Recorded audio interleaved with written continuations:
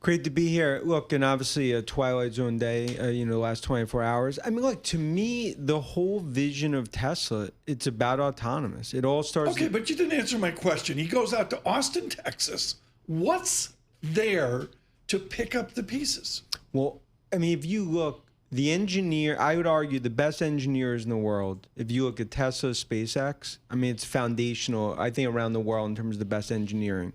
And when it comes to scale and scope, from Fremont to Tesla to what we have in China to everything else, Tesla continues to be unmatched. And I just view everything that they've seen from a demand perspective is a near-term narrative of the story that will be short-lived, because the future, the value, I believe it's $1 trillion of value for autonomous alone. That is the focus for Musk. That is the focus for Tesla. Just remind us, Dan, what is the dependence of Tesla, the company, on government support? Just refresh us kind of how that relationship is, because I think people are concerned that maybe that relationship could be at risk and it could impact some of the economics. When I think there's obviously regulatory credits that they lose. And if you go back, not as much today, but that was a huge part of their profits early on. I think the bigger thing is around the tax credits in terms of the $7,500 that in the bill that's proposed that essentially would disappear. That probably hurts demand. We'll say, let's say 5, 7, potentially 10% in terms of a typical customer that might not do an EV and might not do a Tesla. But when you look at the government and some of the Trump sort of threats, that is much more around SpaceX than Tesla in terms of some of those concerns. So we assume that Elon Musk he's out of Doge, he's out of the government, he's back to work. What does that mean for Tesla? Have you heard any reporting, or have you heard from your contacts about, is he back on the floor? Is he back in design discussions? What's going on there? He's been back on the factory floor. I mean, the point is, like, this is something where they need their leader back in their biggest asset, and that's Musk. And I think you'll see, despite what we've seen the last 24 hours, that you will see a driven Musk, and we're going to look at the next 6, 9, 12 months, and it's going to be, I think, a huge chapter of growth. One more question on this silliness. I want to get to the importance of Apple on Monday. Elon Musk, from where you sit, I don't want any of this tabloid New York Post crap.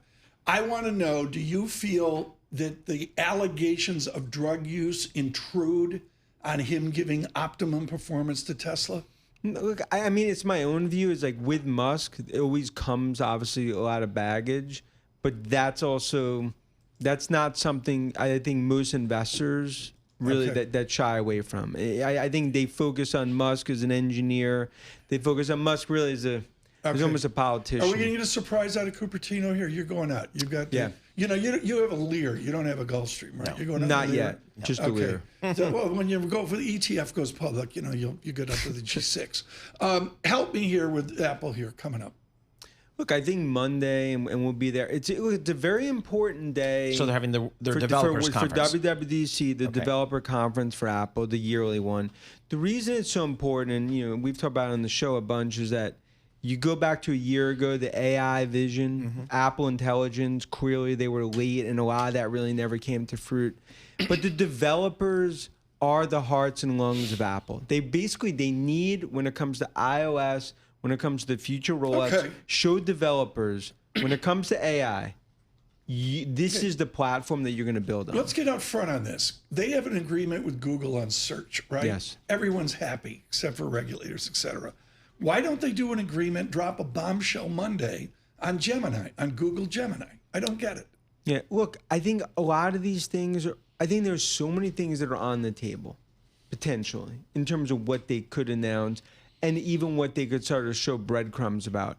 When you talk about Perplexity and some others, in other words, the big issue for Apple right now is that they know the regulators in the, if you think about DOJ and others, that they're in sort of in the spider web of, they need to be careful too in terms of partnerships.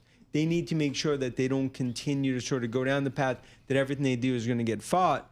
And I think that's why Google is going to continue to be a huge partner of theirs.